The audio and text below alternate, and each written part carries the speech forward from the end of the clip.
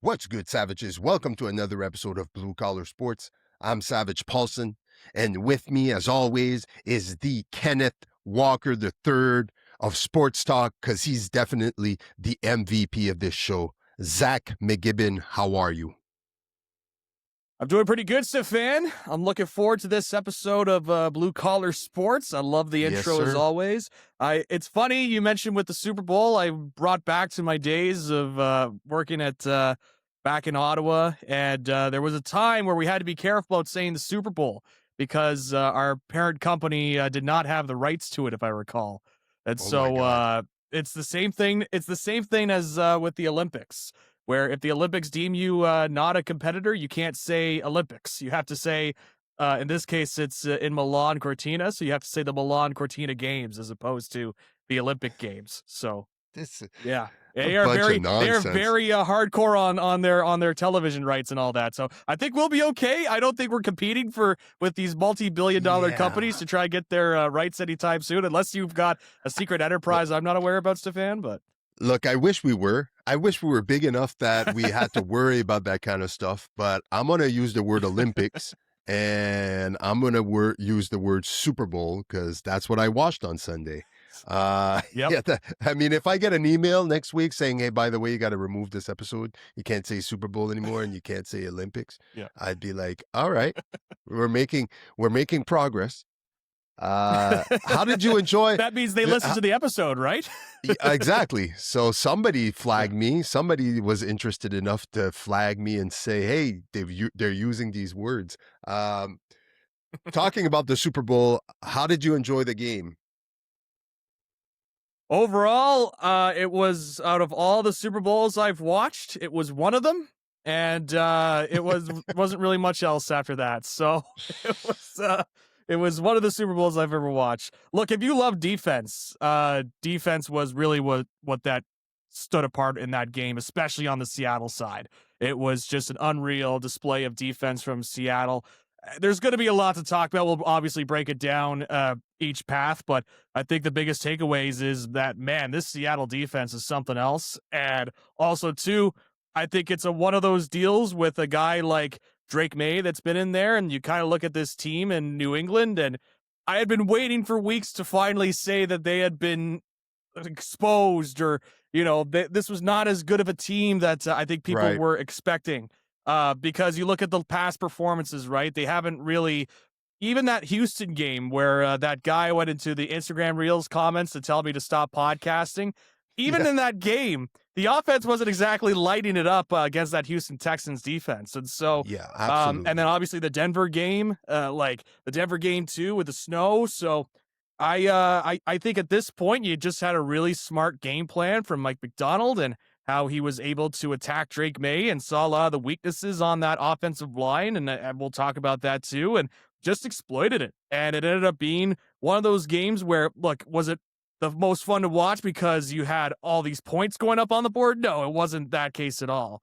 But if you are somebody that likes the game of football and you enjoy the defensive matchups and seeing how they can break through, I think there is something there for you. But this was, at the end of the day, one of the Super Bowls I've watched in the last, however many years I've been watching the Super Bowl. I share some of the same sentiments.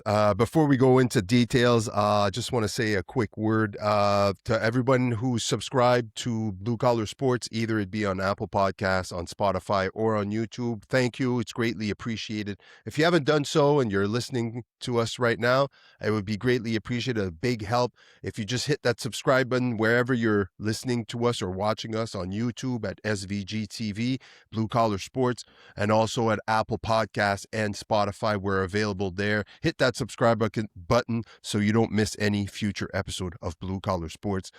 I mean, the game was the game. It's definitely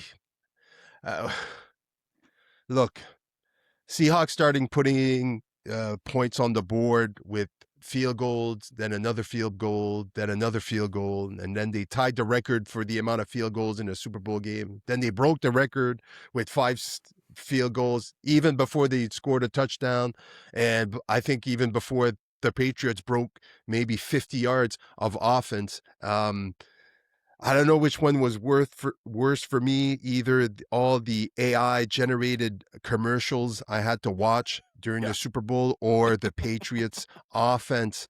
Now I'm not going to put all the blame on the Patriots offense. Um, Before I go any further, if I'm having trouble enunciating word, I am extremely congested, so some words are going to come out. I've been fighting this This is cold the for the Michael last Jordan couple of flu days. game for Stefan right Yeah. now. Look, I'm feeling great. It's just a lot of stuffiness here, so a lot of words are coming out, with maybe extra oomph at the end, maybe an extra D here and there after, Yeah. but certain letters are harder. My R's are definitely getting harder to pronounce. But with that said, yeah, it was definitely a defensive game, but even the Patriots at the beginning of the game were defensively. Like I have to mention this, like the Christian Gonzalez, his performance, Yeah. especially in the first half, saved the Patriots a few times because this game could have been a lot worse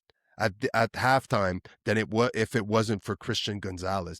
The Patriots the Patriots defense did everything it could to keep themselves as close as possible in the game so that Drake May can try to get his offense going.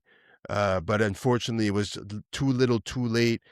I think I only saw him do well during one drive, maybe in the fourth quarter. And by that time, just before he threw that pick in the fourth quarter, he was looking like he was figuring out his progression, like the nerves were a little bit maybe a little bit more relaxed, a little bit more calm, but it was a little too late, and the defense for the Seahawks took over like it had the whole game, and it wasn't ever really competitive as far as a football game. I think the score might tell if you're just looking at the score, you're like, oh, it wasn't that bad. No, it was. Like those 13 Yeah. points that they scored were pretty, I think that by then the game was already over.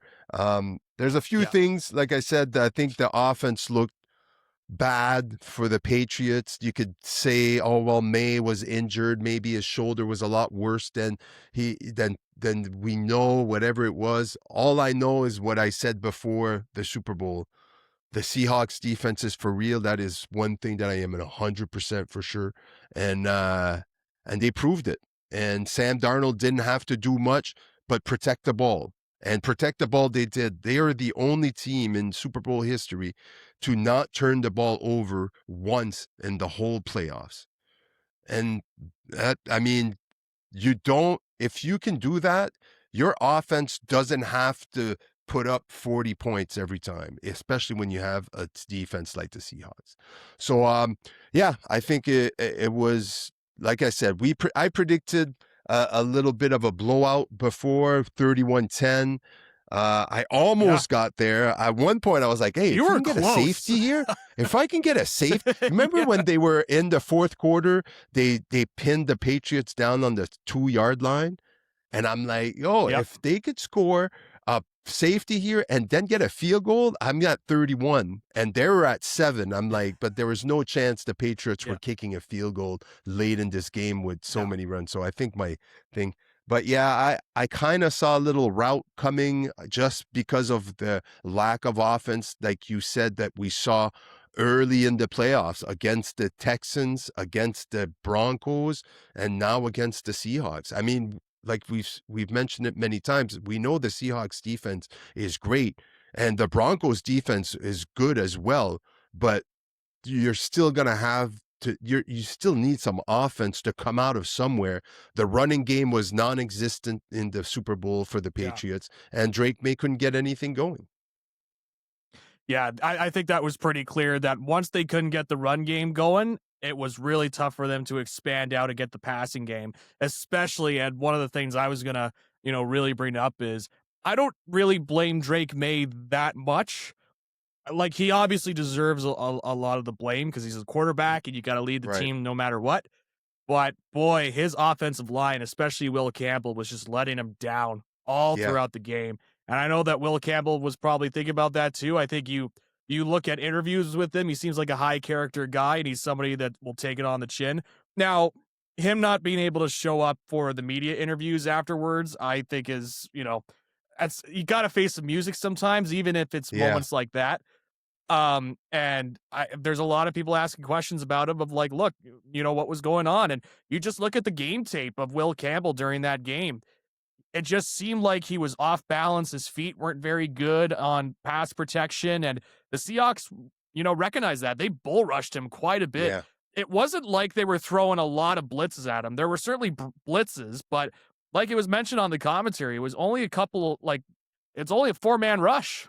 They would do like Yeah. a zone blitz. It's like just put some people into coverage and then have your defensive line wreak havoc. And clearly they were very reliant on that defensive line Yeah. because they were really getting after them. And yeah, you just look at the film, and one of the critiques coming out of college for Will Campbell was, he's got a good size, good frame, obviously very skilled, but the thing you always look at with offensive tackles is reach and your arms.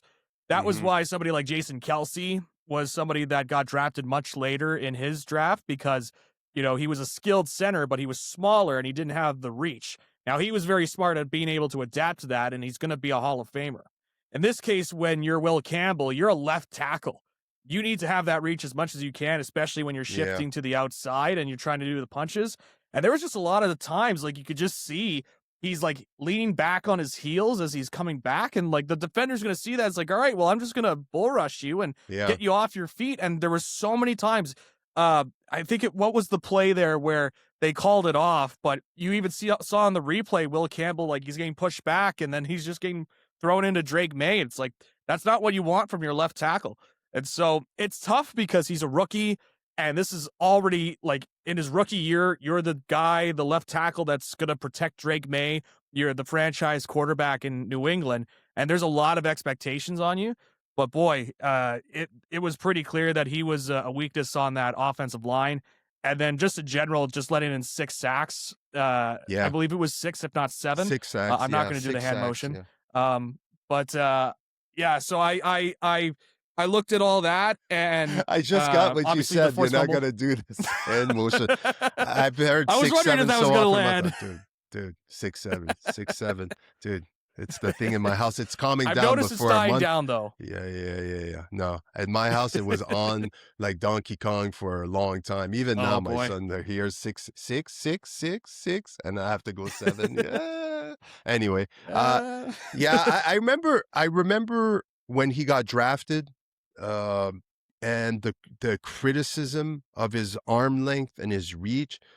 Uh, I guess because of my ignorance on the position and what it took, I thought it was a bit ridiculous that he was being I thought to myself at first, I'm like, oh my God, there's so very little things that they can criticize about this guy that they have to pick on his arm length. Yeah, find And then I something. was like, wait a minute. And then now when I was listening to you, obviously, if your reach is not long enough, that means the defender is closer to you, meaning has bigger advantage Yeah, on you and on your center of gravity as well, because he's able to get yeah, closer to you and push you. So yeah, it definitely makes sense. And he definitely was the weak link in that offensive line, unfortunately. But like you said, he's a rookie and he had I think a lot on his shoulder the whole year. I think he missed a couple of games at the end, but came back for the season finale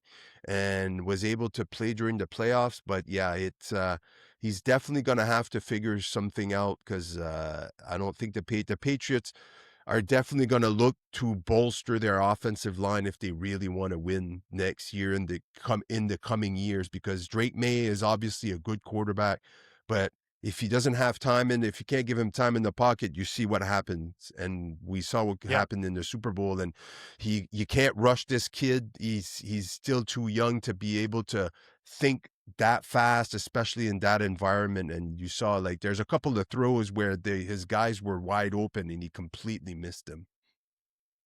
Yeah. And one of the things too with just kind of sticking on that topic about, length for an offensive line is that you can make up for it with if you're a guard or a center, because you don't have to reach out as much when you're shuffling to your left side, or if you're a right tackle, you're Right. shuffling to your right side. there's not as much of that because you're trying to keep the inside leverage. But so you will hear some people say maybe he's got to move to the guard position because that might be better suited for him and his skill set. There are ways, like it's not like it's the end of the world for him. I think he's still got a lot of potential on that offensive line.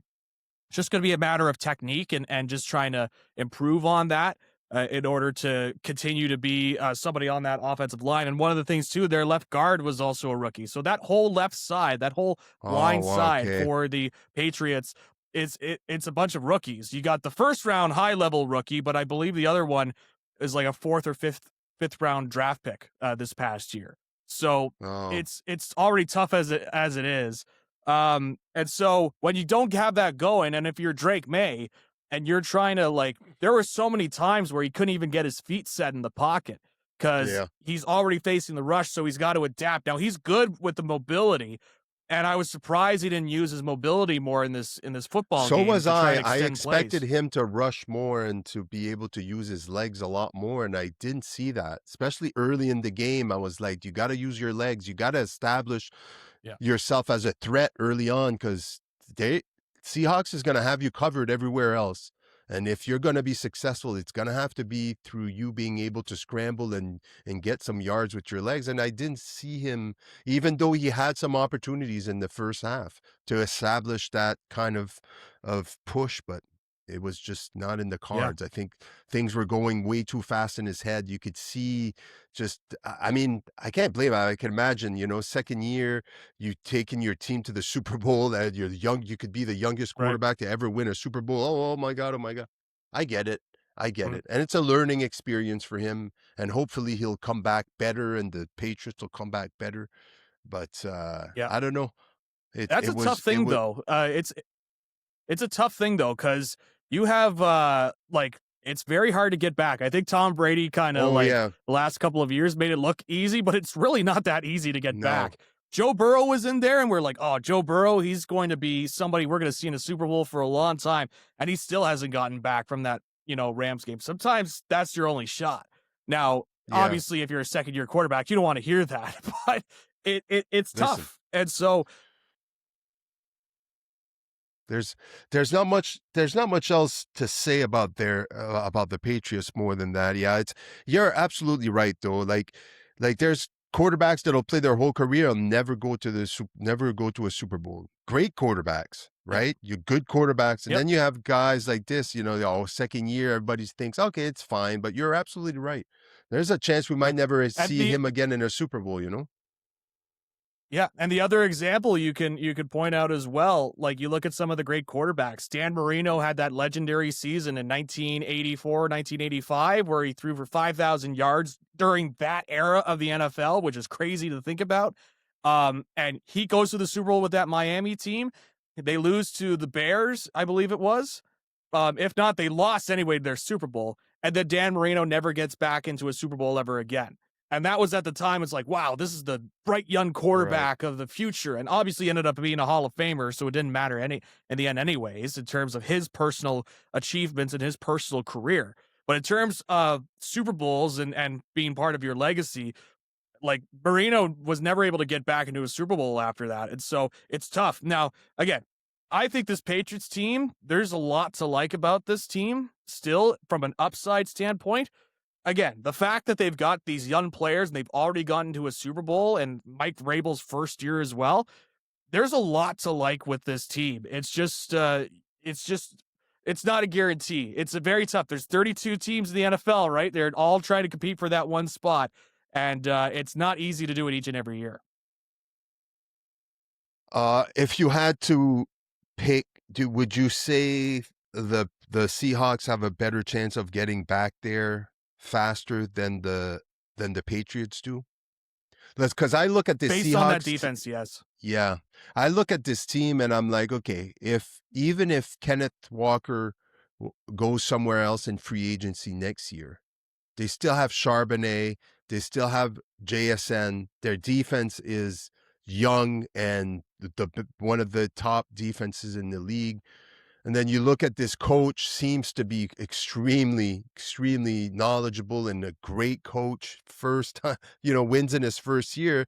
To me, yeah, there might be some sort of dynasty here building up for these Seahawks. I mean, Sam Darnold, you can only assume is just going to keep progressing under McDonald as his coach. And he's going to have a new offensive coordinator next year with Klint Kubiak now gone to coach the Raiders. So I guess that's going to be interesting to see who they're going to hire to be able to be the new offensive coach, and how Sam Darnold can, because like I said, like we watched Sam Darnold against the Rams have one of, if not one of his best games of his whole career, right? And Yep. and then in the Super Bowl, he didn't have to do much, but he was still able to protect the ball and not turn the ball over and command his offense and just let his defense do the job. So I mean, Yeah. if I had to guess, like I wouldn't be surprised if I saw the Seahawks back in the Super Bowl next year. Like I would Yeah. be ready to put money on that right now if you know what I mean, cuz their Yep. team is solid. Just Their solid. team's built. Yeah. This is a well-built team, especially on the defensive side of the ball. It's well built. Yeah. So, yeah, I would bet more on Seattle because I think they're the more complete team, and that's what we kind of saw in the Super Bowl. Mhm. It was interesting. I don't know if you saw the Super Bowl parade today. Some clips Yeah. coming out of that, but the clip of Schneider um, going up to the podium and saying, "I just negotiated with Kenneth Walker 5 minutes ago." It's like, ooh, and then you see the look from Kenneth Walker. It's like, oh, I don't think he liked that. Yeah. I know the victory juices were running through his brain a little bit as that speech was going on, but Yeah. that was a little awkward. It was like, oh, a tug of the collar over here on that one.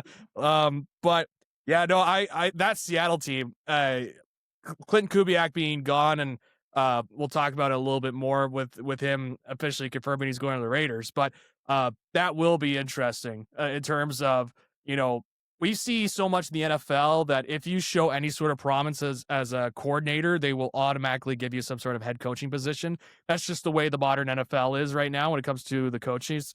And you very rarely see a lot of longtime coordinators.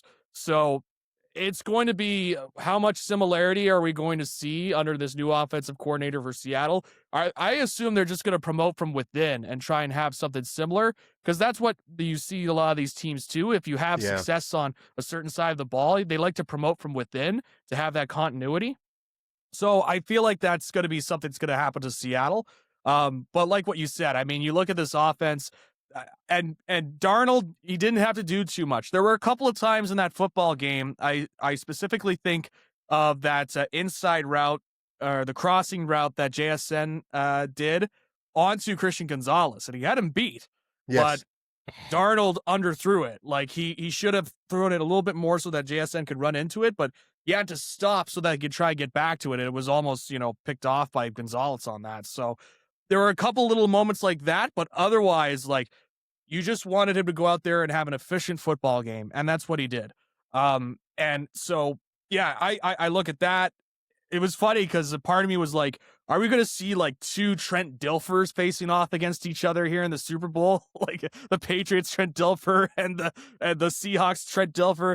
It ended up being the Patriots Trent Dilfer, but also potentially worse if you look at the advanced analytics, the way Yeah. that Drake May was kind of analyzed, because I think they were saying some of the worst performances.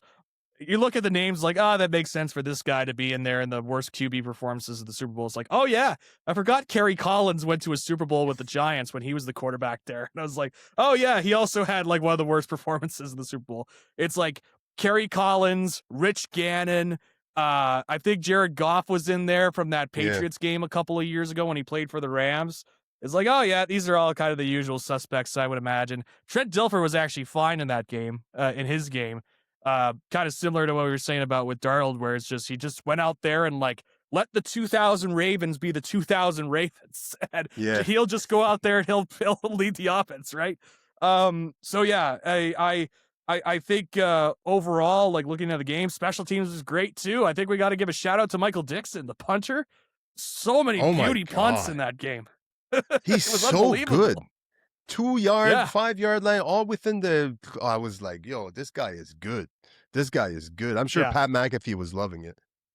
Oh yeah. You know it's a bad state of affairs when I'm going out there and cheering on the punting in the game, be like, yeah, that's a great punt. Yeah. Great job. And I'm going on here and like putting it over and legitimately thinking, oh, you know, he had a chance to be the Super Bowl MVP the way that he was playing. But yeah, it was he had some really great punts. Yeah. Can you imagine having the punter win the MVP?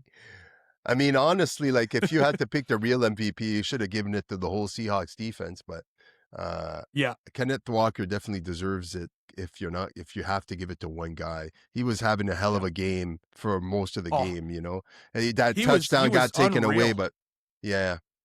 Yeah. Uh, He once, he was like running to the line and then like he would just stop and I'd never seen a running back just do that. Like he would just stop and wait and like look for the hole, then he would find the hole and then he was so fast going through and I was like, "Wow." Like I've never seen patience from a running back, especially at that stage of a game. It's and that big of a stage as well. mm, I was just blown away with Kenneth Walker. So I know people wanted Michael Dixon to be the MVP, and I know people wanted the defense be somebody on the defense be the MVP. But mhm. boy, if you were watching that football game, the way that Kenneth Walker was running the ball, like this was not just another running back performance, right? Like there was some moments where he really kind of helped that Seahawks offense open up for them. It was a really, really good performance from him. I was not upset when he won the Super Bowl MVP. He reminded me of a prime Le'Veon Bell when he was like that one season he had with Yeah. the Steelers, where like he was one of the first running backs where you could really notice him just stopping and being so patient before he broke or he looked for that gap. It was, and I remember at a certain point, the Kenneth Walker was like he had his hand on his offensive line guy, and he was just slowly stopped, and he was just trying to, and boom, he just found the gap in between the guys, and then boom, just went in. But he was just like walking, went and poof, I love it. I love it. I love it. I had never really realized that or observed that about Kenneth Walker.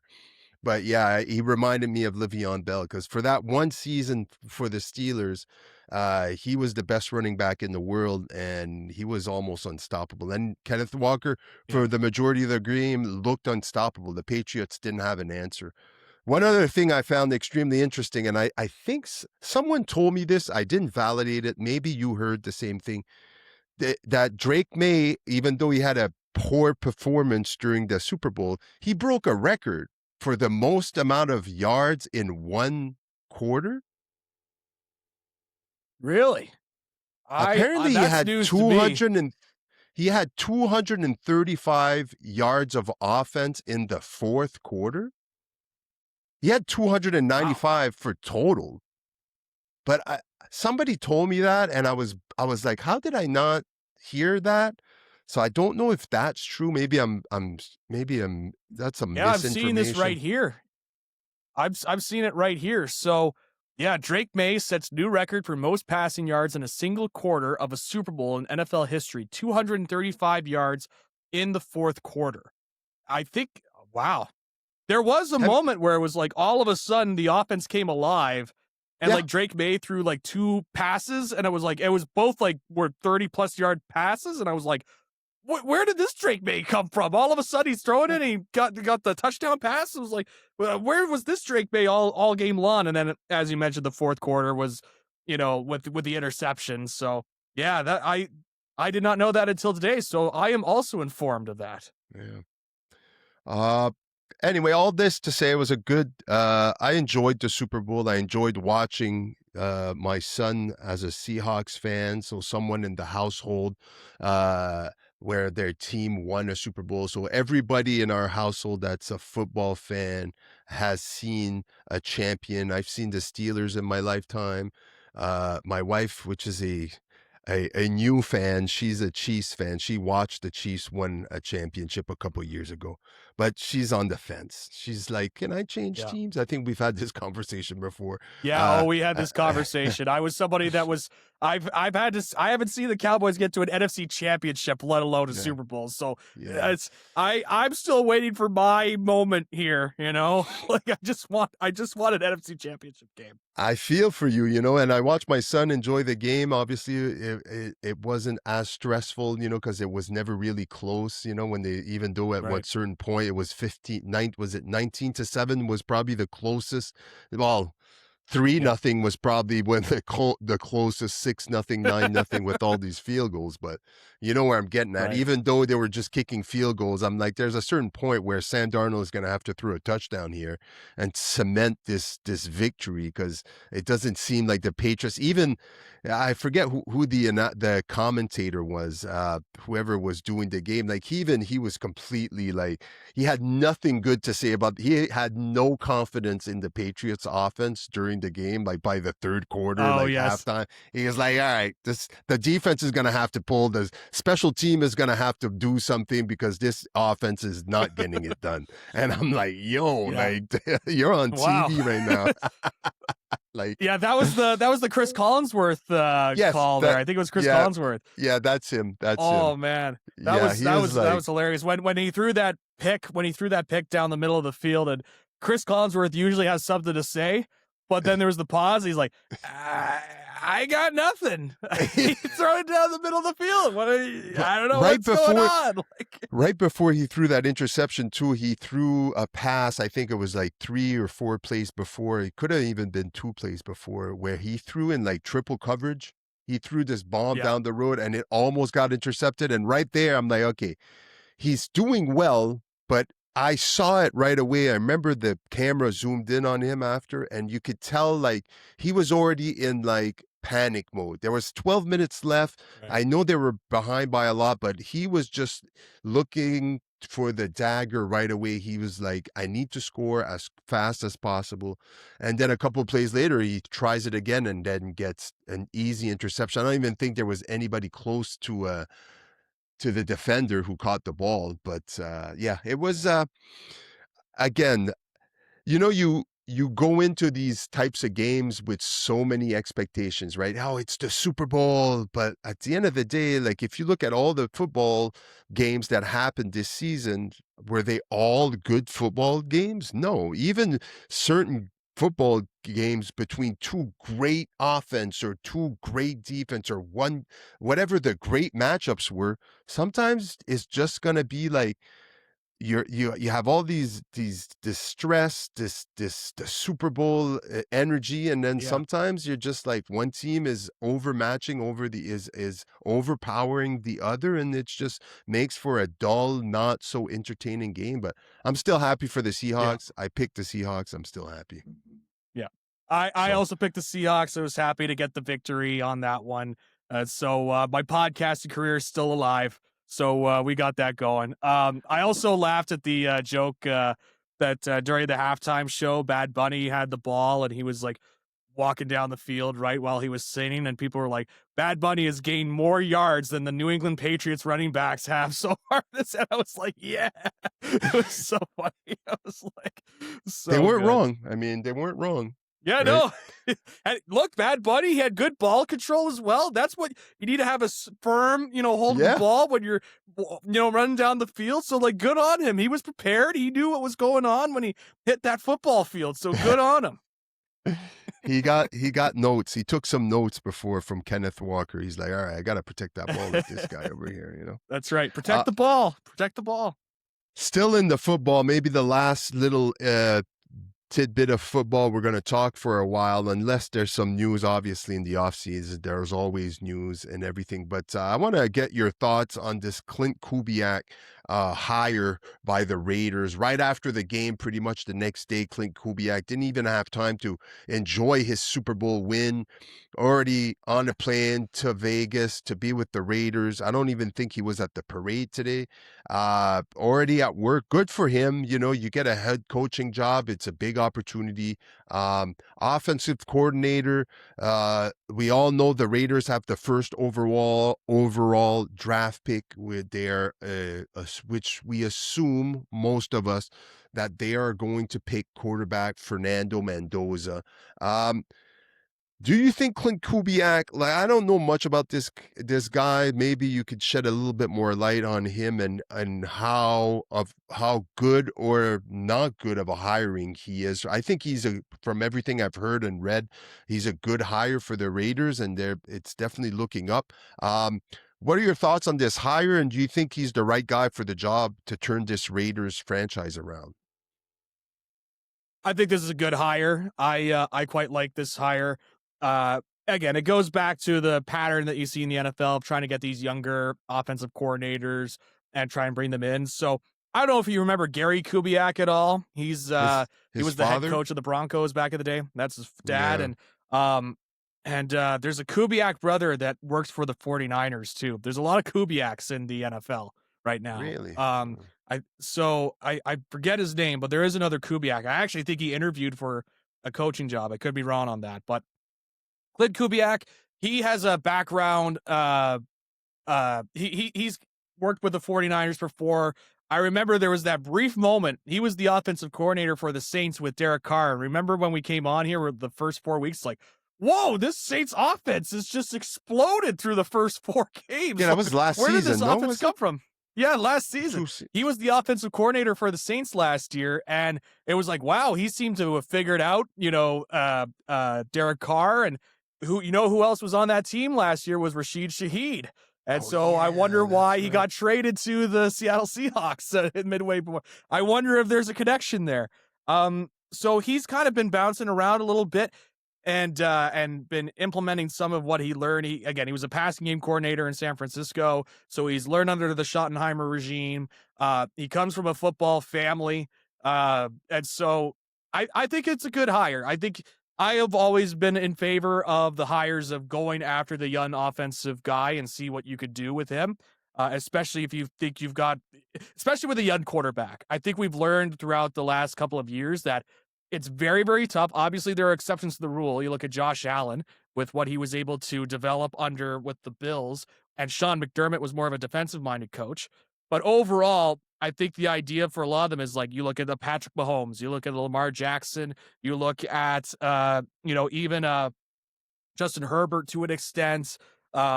You look at a lot of these guys, Joe Burrow, when they entered in the NFL, they were given head coaches that have an offensive background.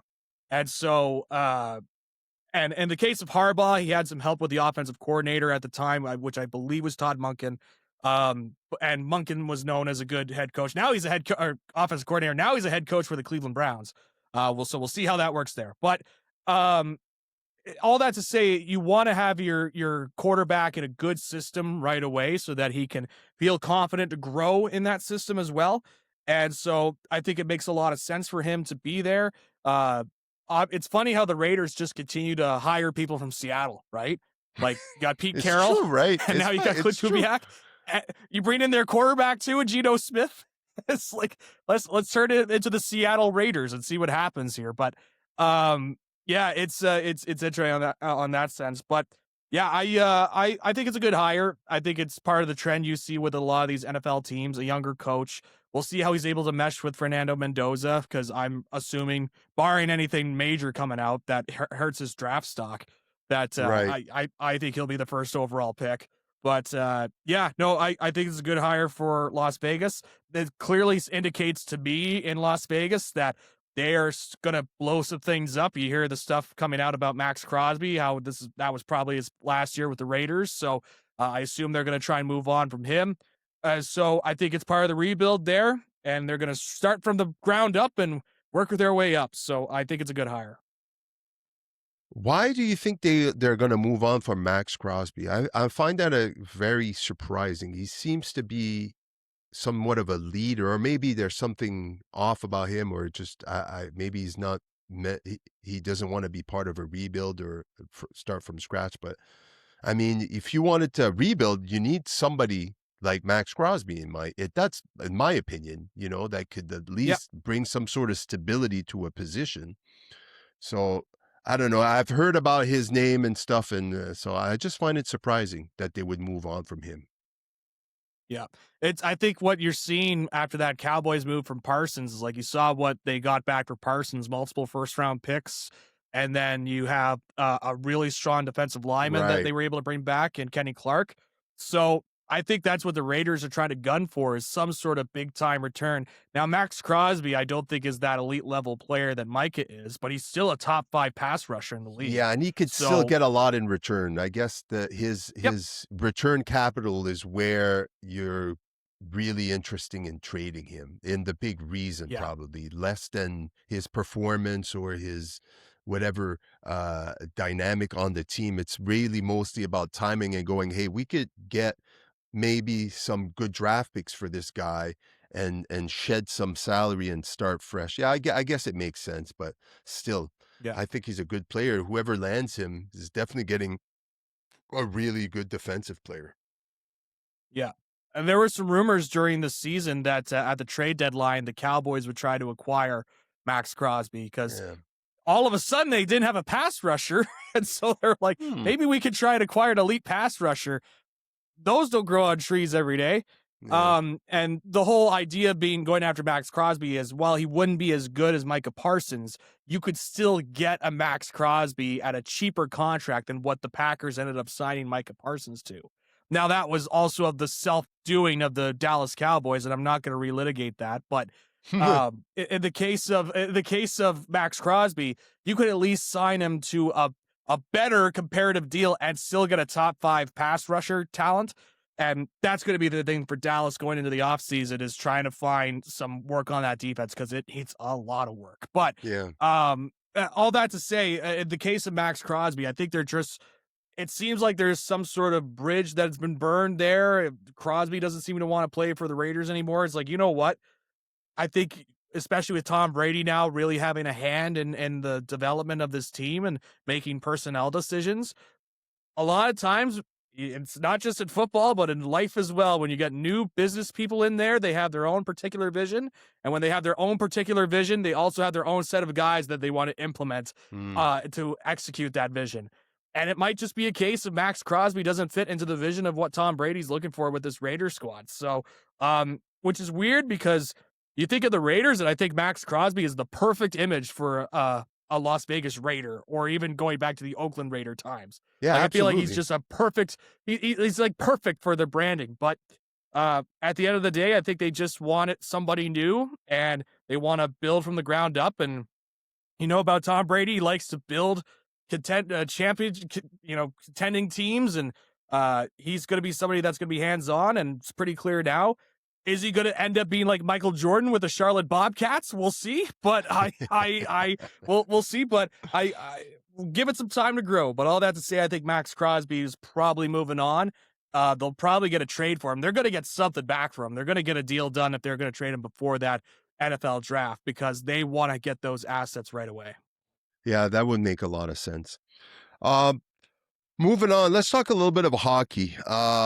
We had a great football season. We were able to cover a lot of episodes about the NFL. So most likely now that the Super Bowl is over, the draft will probably pick it up a little bit more when the draft, unless there's like big news, big trades, whatever it is. Right. Uh, but yeah, great season, great NFL season, great football season. A bit sad that it's over, but that's all it just means. Baseball is around the corner. I get to watch a little bit more basketball, and I'm Mhm. definitely going to be watching a lot of Olympic, especially Olympic hockey, which we're going to talk about uh, next. But yeah, definitely going to also when the Olympics are done, I'm definitely going to get into the NHL because I mean, there's less than 30 games for most teams because they played a lot of games before the Olympic break.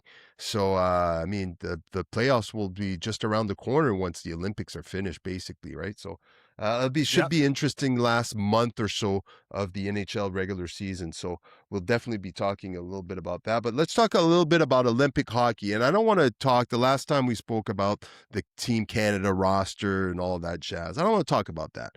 I want to talk about something I heard about today, which was basically boiled down to one question. And I will ask you that question because I'm interested in hearing your thoughts. But uh, I heard a lot of, I know there's a lot of players. Obviously, hockey is a very physical sport. You'll play through injuries a lot of the times, and a lot of the times you'll be sitting out a few games because of certain injuries that just won't go away. All this and all that. Um, My question and my thoughts, and I want to bring this up, is there's a lot of players, and I mean, I asked ChatGPT about this. Like, give me a list of players that were basically injured in the NHL season, but are still going to be playing or will be on the roster of their Olympic team. And I was like, there's no way there's that many players. But I was surprised. There's quite a few players of note. Jack Hughes missed several Yep. games with the Devils with a lower body injury, practiced with Team USA. Uh, Elias Lindholm, upper body injury, day to day in the NHL, but remains on the Sweden Olympic team. Uh, there's other Leon Draisaitl also sustained a hand injury, but is playing for Germany, the Olympic team. Logan Thompson, the goalie for Team Canada. Lundell also was available for certain games in the Panthers. Uh, there's also, but the one name that I heard about today, and I think that brought on this discussion, was William Nylander, which is dealing with a groin injury, and I think it was Jeff O'Neill that criticized, basically saying if I was him, I'd get my ass back home. Basically Yeah. saying, look, the Olympic, it's fun, I get it, but you have a duty to the team that pays your salary every year, and you should. And it made me think a little bit, and I heard people talking about it today on the radio, and I read about it, and it brought forward a really interesting question. Would you rather win Olympic gold or win a Stanley Cup with your NHL team? And I think for certain players, the Stanley Cup is more important. And I think for certain players, especially European players, and I can see why. I don't think it's a question of pride or nation's pride. I just think it's the mindset of being a European player, especially if you're playing in the NHL. You're based in North America, right? So like a lot of the teams, uh, I guess you put more importance on the team that pays you your salary. But it brought me a question forward, which was, so you imagine with William Nylander playing for the Maple Leafs, and you would ask him the question, would you rather win an Olympic gold? What's more important to you, win Olympic gold or win a Stanley Cup? And then you would ask the same question to his teammate, Austin Matthews, and then you get two different answers, basically. One says, I'd rather win a Stanley Cup. I think that's the most important. And one turns around and says, I'd rather win an Olympic gold. So I'm going to prioritize this because that's what I think is more important. I'm not saying one is right, one is wrong, but you see my dilemma here, right? They both play for the Yep. Maple Leafs, but yet they do not prioritize the same thing or the same goal, especially in an Olympic year like this year. So, as someone that's watched a lot of hockey, and that's way more than I have, especially in recent years, what are your thoughts on this? And do you think uh, a guy that do you think that it's okay for a guy, even though he's dealing with injuries, to put that aside and take a chance in aggravating the injury or making it worse while playing for your team in your country at the Olympics?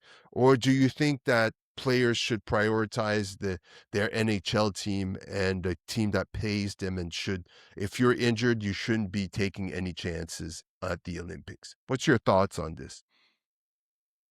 I think we learned from the Four Nations face off, I should say, that from the Four Nations face off, that even though that was kind of an NHL assigned event to replace the All Star game, that was still an event where a lot of players took pride in playing for their country and trying to beat the other country and win in the final. And so, and these are guys like, if you would have asked people on Team Canada during that time, it's like, oh, I'm representing Canada. I'm here to represent Canada. So it is an interesting dilemma because I do think you make an excellent point of like, if you're born and raised in North America. Let's say you're a good Canadian kid that's raised in Ontario or whatever, and then you go up through the Canadian hockey system, you play AAA, and then you go up into the junior system, whether you play major junior, you play high level junior A, and then you move on to the NHL draft and eventually make it to the NHL. I think for a lot of those kids, they look at a Stanley Cup and say, I want to go out there, win the Stanley Cup. I want to be somebody that lifts it over my head. If you're somebody that plays in Sweden or Finland or even Russia, I know Russia's not in the Olympics this year, but just to kind of give the example, that I think there is a little bit more of an international pride of like, oh, we beat the States or oh, we beat Canada. These two superpowers at hockey, and our country was able to do that. To I saw that quote that you were mentioning with Jeff O'Neill, O Dog, Yeah. on TSN Radio as they call him. I will say this: I'm not the biggest fan of O Dog's takes on that show. I think whatever the personal goal is of Nylander, and I'm not even a Leafs guy, but the guy wants to go out there and win for his country, and if that Leafs market that criticizes the Leafs all the time about being able to play through and having guts, this is an example of a player that's having some guts and trying to play through, and then you're criticizing him, and then they wonder why the Toronto market gets all this bad negative attention on them. But that's a different conversation. I'll leave that one off to the side. I think it's totally all right for Nylander to say, "Hey, look, I'm playing for Sweden. I'm playing for a gold medal. This is the priority right now. I'm not giving up on the Stanley Cup." And at the end of the day, a lot of these guys know their limits, right?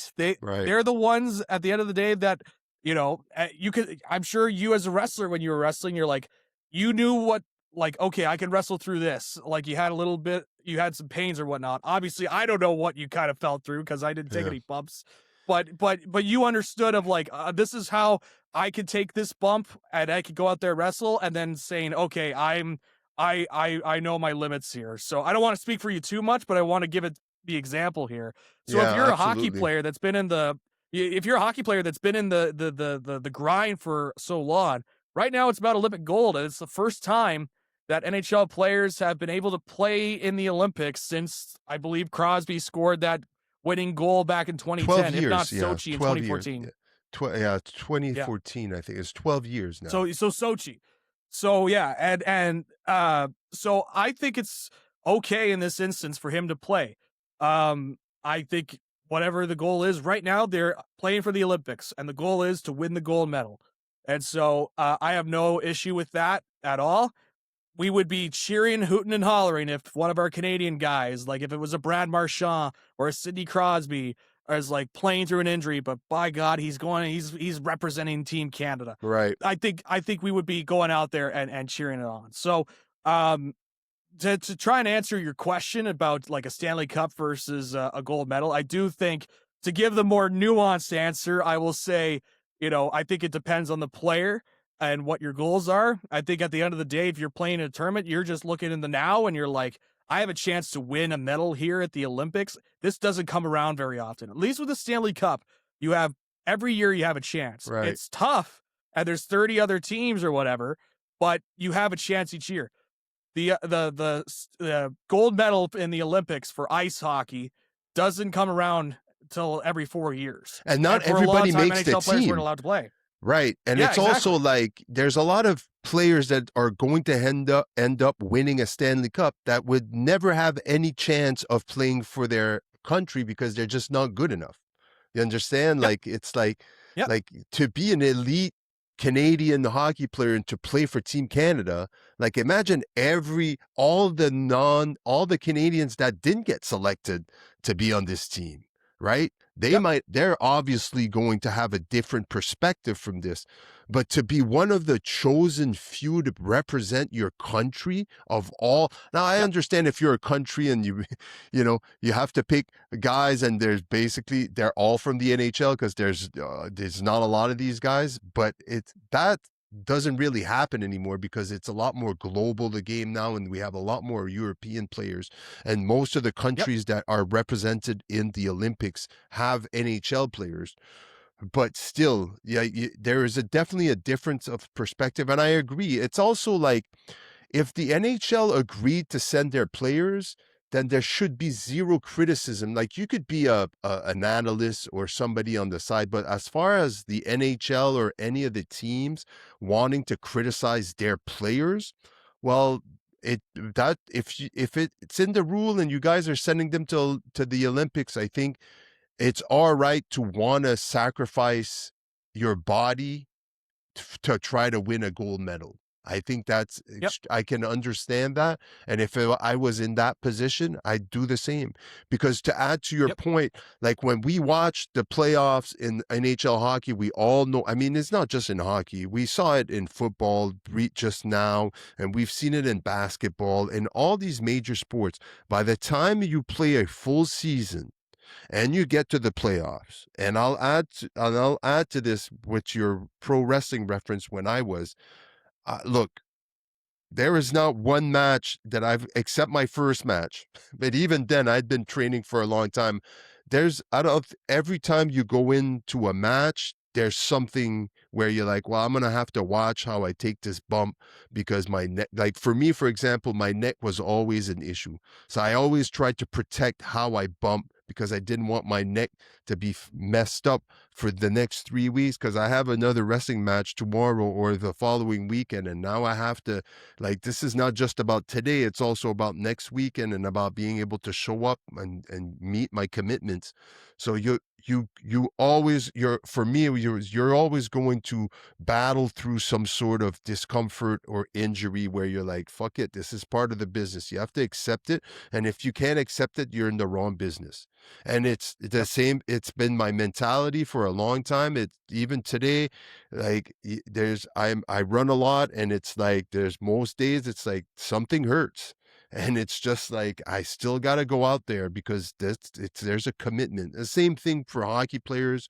I think they're all playing with banged up, something bugging them, not big enough to stop them from playing. They're hurt, not injured, whatever you want to call it, to make the Right. difference here. But it look, it's pride, and it's only once every 4 years, and now it's been 12 years. I think that also adds to wanting to prove to like, hey, I get to play for my team, so yeah, I'll play banged up. I agree. I don't see a problem with it. As you know, and if something does happen where you do get injured and now you're out for the rest of the season, well, guess what? It's a chance you were willing to take if you understood that it was a possibility and you were still willing to go and do it, then you have to be willing to live with the consequences after. And I think Yep. all of those guys are willing and ready to make Yep. that distinction and that decision. So, And here's the thing at the end of the day, right? This is the best versus the best. You want to go out there and prove you're the best in the most simplest of terms. right. And so imagine if I come up to you and say, you should probably go because you're the best anyway. If you're a Right. player that's like, he hears that, he's like, bleep you. I'm Yeah. going to go out there and show that I'm the best. And if it means I have to play through a little bit of an injury or I'm just hurt, not injured, as you mentioned, Mhm. then by God, I'm going to do it. So Absolutely. at the end of the day, it's a lot of these players, they're competitive. Like they want to play the best of the best. Yeah. And in this case, it's the best players from some of the countries in the world all coming together. In some cases, there's going to be some countries that have like just a general, much better overall team.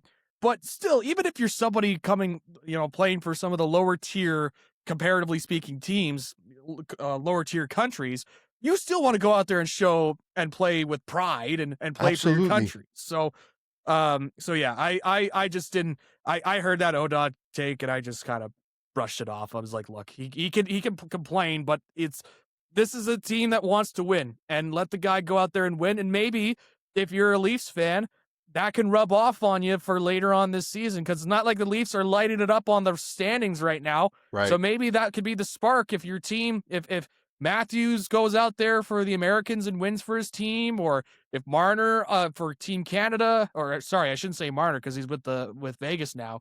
But Yeah. if Nylander for Sweden is able to go out there and win for his team, like that could rub off on other players and they could come back motivated. So that's how I kind of view it. So Olympic hockey, I'm so glad that the NHL players are back though for Olympic hockey. Like I'm really Yeah. looking forward to the next little bit. They're playing tomorrow. I'm excited to see how they're gonna play for their first game. They're playing Yep. Czechia. Czechia? How do you say that? Czechia. Czechia? Czechia. United Yeah. States are playing Latvia. Yeah, it's interesting. I'm excited to watch them, and obviously, they're Canada's the favorite to win gold, I believe. But there's some good competition. I'm looking forward to it. Definitely going to be paying attention to Yep. Olympic hockey, even on the women's side.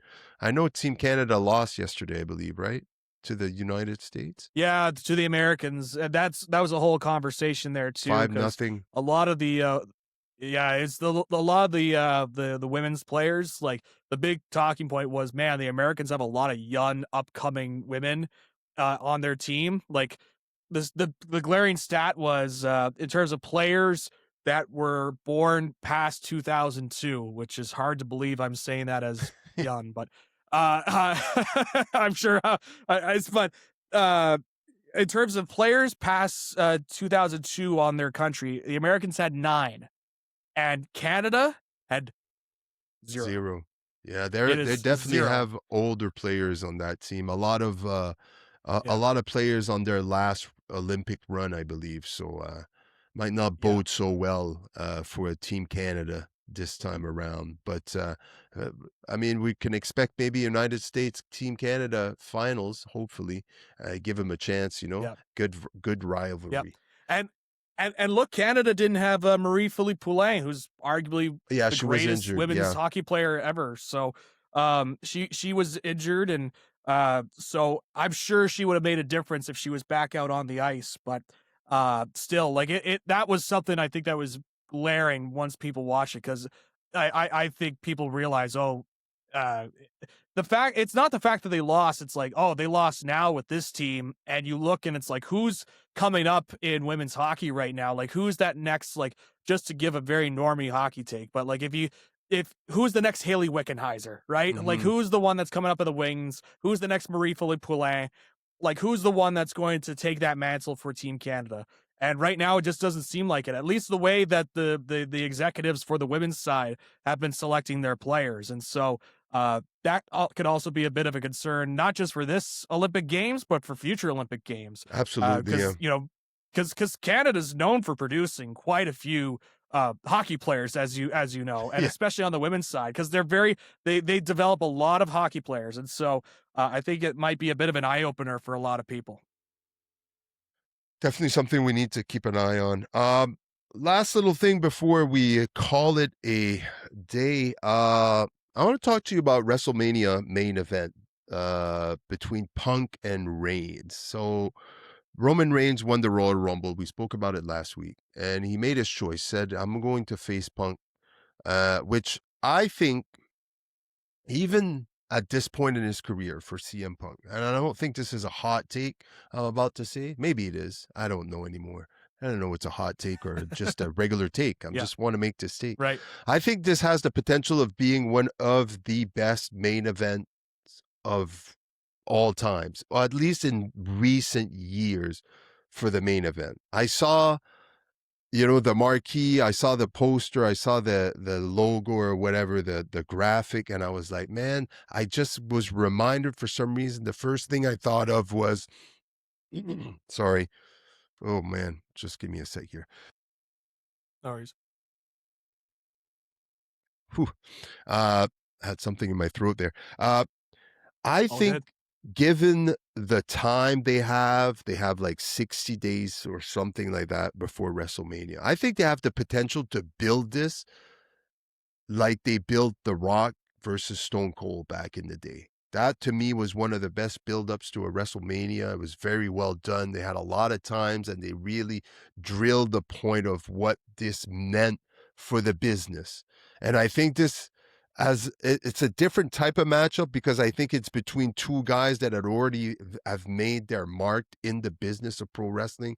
I don't think you're passing the torch to anybody. I don't think CM Punk would be passing the torch to Roman Reigns, or Roman Reigns would be passing putting over, whatever jargon you want to use. I just Right. think this is, on one side, you have Roman Reigns, the leader, the OTC, the bloodline, all that storyline they built for so many years, probably one of the biggest faction in wrestling history with the bloodline, and how long they were able to keep that going with all the different stretches and all the different storylines they were able to weave just from the bloodline. And you have obviously Roman Reigns by himself, just there as one of the greatest champions in recent years for the WWE, the face of WWE for a long time. And then you have CM Punk, the guy that was gone for 10 years, known as the best in the world. And I will say this, uh when he first won the World Heavyweight Championship, I didn't know quite sure what was going on here. I wasn't really expecting a long reign as champion. I thought it was just due to injuries to Seth Rollins, and that's why we ended up with CM Punk.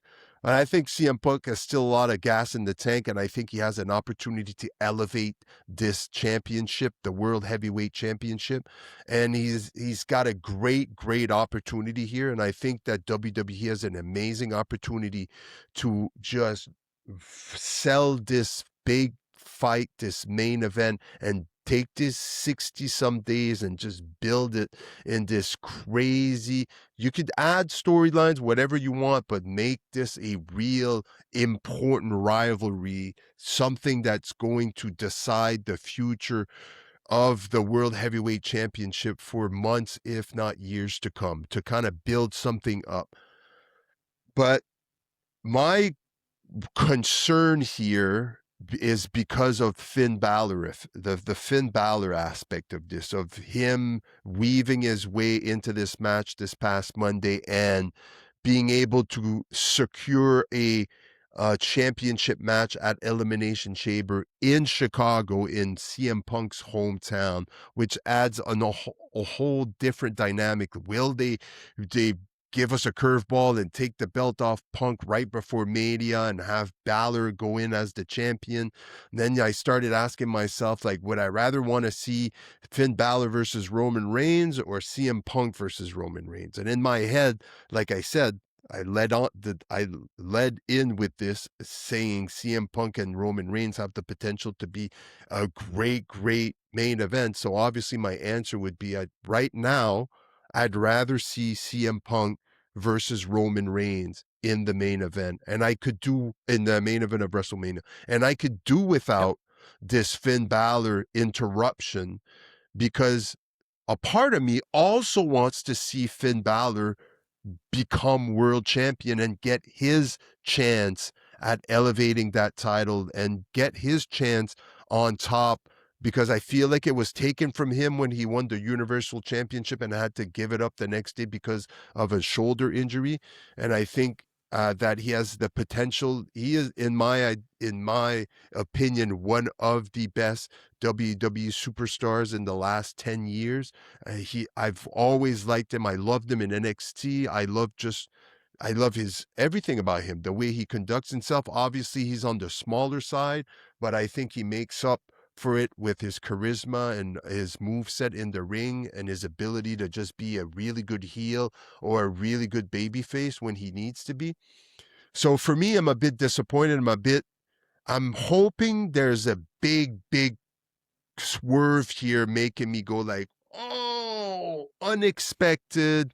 Yes, I'm all in for that, versus just job to CM Punk at Elimination Chamber and then move on from there to build this main event. And if they're going to do that, I would be extremely disappointed, because I feel like you're losing a couple of weeks now building this WrestleMania main event between Reigns and Punk, because now you have to kind of build this little match between Finn Balor and CM Punk, and you're kind of taking away from the energy and the attention that should be given to Reigns and Punk. I'm not sure if you see it the same way. I'm extremely curious to hear your thoughts on this, but I just wanted to bring this up because I watched the Raw on Monday, and I was like, as a part of me is happy for Finn Balor that he's getting his championship match in Chicago at a pay-per-view or PLE, whatever you want to call them. But Yep. also at the same time, I'm like, there's no way there's this at worst, this might end up being a triple threat at WrestleMania, which also to me is not what I wanna see. I wanna see the CM Punk, Yeah. Roman Reigns, and I wanna see where they're going to go with this and what storyline they can build. Your thoughts, do you agree with anything I've said, or is it just completely different for you? Everything is wrong. No, I'm kidding. I am, no, it's interesting. I was sitting back, I was listening into what you were saying. So I'm firmly in the move forward with Roman Reigns, CM Punk camp, and just go forward with that program. That's the money program. That's the new program that I think people want to see. I I like the Finn Balor idea, in terms of him kind of getting back into that title picture and being a main event guy. Um, because quite frankly, he's really kind of been pushed more as an upper mid card guy, like a recognizable name, and maybe in some aspects you could put him into a title picture, but really he's been more of an upper mid card guy. And so I look at this. The big thing for me is how much are they going to be able to carry the momentum from that initial promo last week on Raw, between Punk and Roman, because that initial promo, I Right, was locked in. I'm like, give me that match. I'm in. I like it was so simple. right. And I preach it a lot on This Is Wrestling. Sometimes simple is okay. Where you got two guys, they don't like each other, and they're gonna settle it in the ring That's it. at the main event of WrestleMania. That's it. Like, I'm a very simple Mansa fan, as you Yeah, know, as we've been doing blue so collar am sports I. for a long time. Well, maybe not. A very simple man. I just want to see two wrestlers that don't like each other have a match to in this case go after the World Heavyweight Championship and prove who is the better of the two. And it's just as simple as that. And they went out there, they cut that promo, and I thought I thought both had cut really good promos, but I was way more impressed with Roman at the end of that than I was Yeah, with Punk. And usually mhm. I'm the guy that's, like Punk's the best mic worker and blah, blah, blah. But boy, Roman was doing a real good job bringing up some past stuff and putting more into like, I don't want to face you for that just because of that title. I want to face you because I hate you and I want to Mhm. beat you. It's like, all right, I'm in. I want to see him beat that guy. But that's only, right after the Royal Rumble. Like what you mentioned, there's about 60 days in between, at least 2 months, in terms of getting from that point to WrestleMania in April. So 2.5 months. And it's tough to maintain the heat for that feud. And it's also looking like, at least in the as we're recording, that Roman might not be showing up on a lot of TVs over the next little bit. And so that's also going to be a big factor too, is how much are we going to see of Roman? And look, I'm not going to take away from the guy, and like he was able to work out a deal where he doesn't have to show up on TV as much and he still gets presented as a big star. Like, good on him for getting that contract. But if you're somebody that's watching this and you've got him featured in a big program, you also want to make sure that he's still a focus. Now, Punk is a good enough wrestler, and I say good enough as in, one of the better wrestlers of this era, to be able to carry a segment, a feud by himself. We saw that, 10 years ago or whatnot. I guess I should say 15 years ago, which is crazy to think about, with CM Punk and Undertaker, where really it was just CM Punk, carrying that feud with he and Undertaker for their eventual match at WrestleMania 29. So I'm locked in on that. I think what they've done with Finn Balor is obviously something in between to try and keep Punk busy. And you can still have Punk go out there being like, I'm still focused on you, Roman, but I got to beat you, Finn Balor. And you can still try and elevate Finn Balor. And there are ways to do it where even if Finn Balor loses, he could come across still as a legitimate, credible challenger in the future. So where if you need to reinsert him back into the title picture, you can do that. But for me, I'm all in on Punk Roman. It's just for me going to be a matter of how are they going to keep that heat, keep that momentum throughout. Because yes, I think on paper alone, Punk Roman, I think that sells. But if you want to keep that heat alive, you want to keep this fire burning, in this case for CM Punk, I think you just kind of have to find a way to keep them on TV, keep them talking about the program, and keep them talking about how they don't like each other. So yeah, I that's how I kind of look at this Punk Roman stuff for the next little bit. I guess it would make sense though if Roman Reigns is not scheduled to appear on every Raw from here to WrestleMania, that why they would give Punk this little side note, side quest of like, hey, go beat Finn Balor, go, uh, uh, cement yourself even bigger as the champion, go elevate the belt, defend it. Look, I defended against a notable challenger in Finn Balor. I get it, and I get it. For me, it's not as much on the Punk and the Roman side. It's mostly on the disappointing on the how they're gonna like on Finn Balor. Because I want to see Finn Balor Yeah. succeed, and I feel like by if he's going to go out there, give himself a great match, then maybe the storyline is he comes out as the demon the next time. And he's like, I tried everything to beat you. I can't beat you. Now I'm going to come out as the demon. And he eventually beats Punk down the road. I would love seeing that. It's just, like you said, right now I'm all in on this like you, I'm all in on this Reigns versus Punk. Just give me that for the next 60 days. I don't care if it's Yep. vignettes every week, then you don't even have to see them live. Just Right. rock stone cold the shit out of it like me and add some Yep. nice music, some 60-second montage that you could replay Right. on social media, give me goosebumps. I mean, I still once in a Yeah. while go on YouTube and watch this montage. They're the feud leading up to the match at WrestleMania, and I still go, God damn!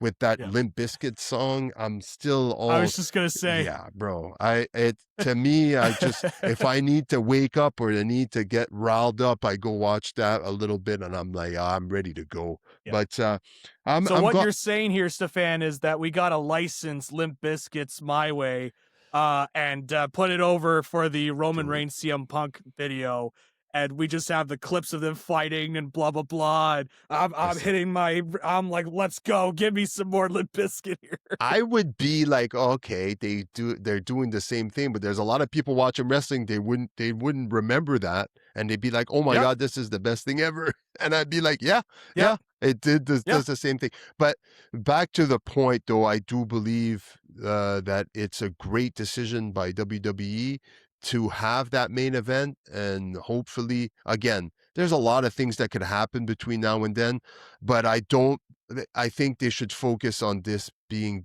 obviously the real main event, and go from there. But I guess we'll see. I hope you're not. Yep. How disappointed were you when you learned that Braun Breaker was going to be out of action for a while? I was yeah, I was saddened to read that. I thought initially it was before the Rumble that he heard it. It's like, oh well, that makes sense why they Hmm. didn't, have him Apparently, be he featured heard as it prominently. Then I flipping the learned, table. yeah, and I was like, Yeah. oh well, that's just bad timing. Hmm. Yeah, it sucks. It's funny. I was searching up that sort of injury, and I've seen some reports saying they're concerned that he might miss Mania. But I was looking at the surgery recovery time, and obviously you still have to rehab the injury and Hmm. all that. But there would still be time, I thought, that Braun Breaker would be able to come back.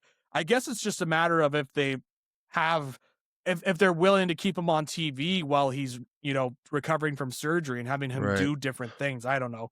I But don't yeah, think they I saw will. that news. I was like, that sucked. Yeah, I don't think they will simply because they already mentioned the injury on TV. They already mentioned he Right. was going to miss some time. So maybe he comes back at Mania to foil someone's opportunity.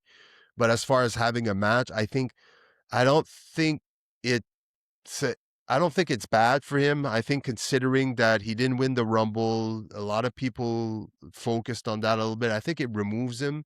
And there after Mania, when he's ready to go, you could just start fresh with something else, right? So, uh, also interesting in and before just we'll end on this, the Masked Man, right? So Yes. I thought it was Logan Paul. We mentioned it last week, and then he comes out on Monday, and I'm like, oh, it's not him because Logan Paul and other Austin Theory's in the ring, and Logan Paul's chasing him with Bronson Reed in the crowd, and I'm like, who the hell is it now? And maybe you were right. I looked at this guy and I'm like, man, he seems familiar. This mannerism, I'm trying to put it together. I think it's Grayson Waller. Yeah. Right?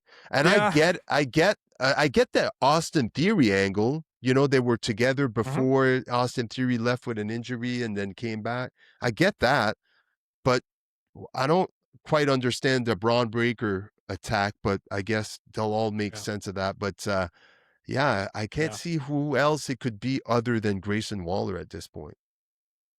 Yeah. It makes sense for it to be him. When I saw the name banning around, I'm like, man, like I like Grayson Waller, but are we really sacrificing a main event push for Braun Breaker just so that we can make sure Grayson Waller moves up the card a little bit more? Like, Right, what's the priority here? You know what I mean? Like, right. I'm not a Grayson Waller hater. I enjoy his promos. I think he's a good heel, and Hmm. but not enough for me to go, you know what? We're gonna stop the rise of our young rising star into the main event just so we can make sure we got Grayson Waller up from lower mid card to mid card. Like Right. that's the new goal. Like that doesn't make sense to me in terms of priority. Um and I don't personally see Grayson Waller as a main event talent at all. Yeah. So I just it makes no sense to me. So I saw some there was also a little bit of a debate in one of the group chats I'm in about it because they were talking about Grayson Waller and how like this could help him. And I'm like, guys, what about the Braun Breaker thing? Right. Like, why are we Doesn't including help him. it? No, it's like I'm like it could have been anybody else that he could have eliminated early, Hmm. but they did it to Braun Breaker, who at one point, if the reports are to be believed, that he was penciled in to win the Royal Rumble at some point. Hmm. Um, and now all of a sudden he goes from winning the Royal Rumble to being geeked out in the first elimination of the Rumble when it begins. I don't understand that thought process. I will leave it at that. Uh, Maybe so it'll be a big payoff later on, and we'll go, oh, okay, I guess that's why they didn't want to push him right away. But that's what I'm yeah, hoping I anyway. don't But know. yeah, it's I don't know. Well, I don't know. I don't know if I see the vision on this one there, Stefan. I don't know yeah. if I see that there. It's definitely a lot of different directions this vision has taken in the its first year basically of being formed by Seth Rollins. It's seen a lot of ups and downs and seen a lot of Yeah, new people joining and leaving because of injuries. So it'll definitely be interesting to yeah, see because I think the way they're going is that Seth Rollins will return with his own faction and then he'll feud with the Vision and blah blah blah. And I could kind of see right. that, but anyway. I I love how wrestling sometimes makes me real happy and sometimes it frustrates me and I'm like, yeah, yeah. I'm not Yep, behind the scene yep. making decisions. I'm not there yet. So if I was, I would have something to say about it. But all this to Yeah. say, But if Zach, you want to see behind the scenes decision making, you can watch the WWE Unreal series and then listen to Lee and I right. review each Oh yeah, episode of yeah, WWE Unreal and analyzing it bit by bit. I'm about ready to watch episode 4, which apparently is going to be about how Seth Rollins rused everybody and fooled yeah, yeah, everybody. yeah, yeah. Um, I am admittedly not looking forward to that one. I was not fooled by the Seth Rollins stuff, and you can go back to the tape and listen to it. Right. So I'm very interested to see how the company is going to pull off saying, "Oh, we fooled so many people. Nobody suspected a thing. I don't know how like they're going to get that past me. So I'm just going to sit there." I told Lee I'm going to try and go into it with an open mind, and I'm going to try and like keep my calm and my cool collectiveness as I'm well known for on This Is Wrestling nowadays, being calm, cool, and Yeah. collected. And I'm gonna go in there with an open mind, and we'll Lies, see what happens at the lies. end. That's all What? lies. No. Lies. Uh, If you don't so believe me, listen to we'll This Is see. Wrestling. Just go listen to This Is Wrestling. That's a plug for go Yeah, listen to him. And then I'm a lot more I don't want to say unhinged, but I let loose a lot more on unhinged is a This Is great word. Wrestling. Definitely unhinged. Unhinged. Zach, the unhinged McGibbon. Zach, thanks again Ah, for taking time midweek here in another busy, crazy week of yours to come and talk to me. And it's great to have you on the show. We've already done 19 episodes this season, which is a lot more wow. than the other episodes. I'm doing my best. If you're just joining us here on Blue Collar Sports, here's the shtick, here's the gimmick. I'm a part-time sports fan, mostly just follow my teams and catch a few highlights here and there when I have some time. I'm a very busy human being.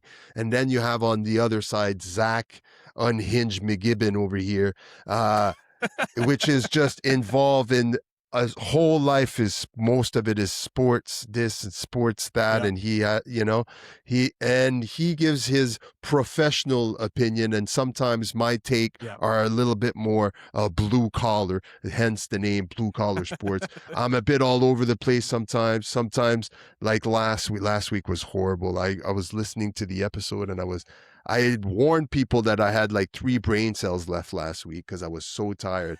And oh my God, I was barely coherent when I was talking. I was like, oh, horrible.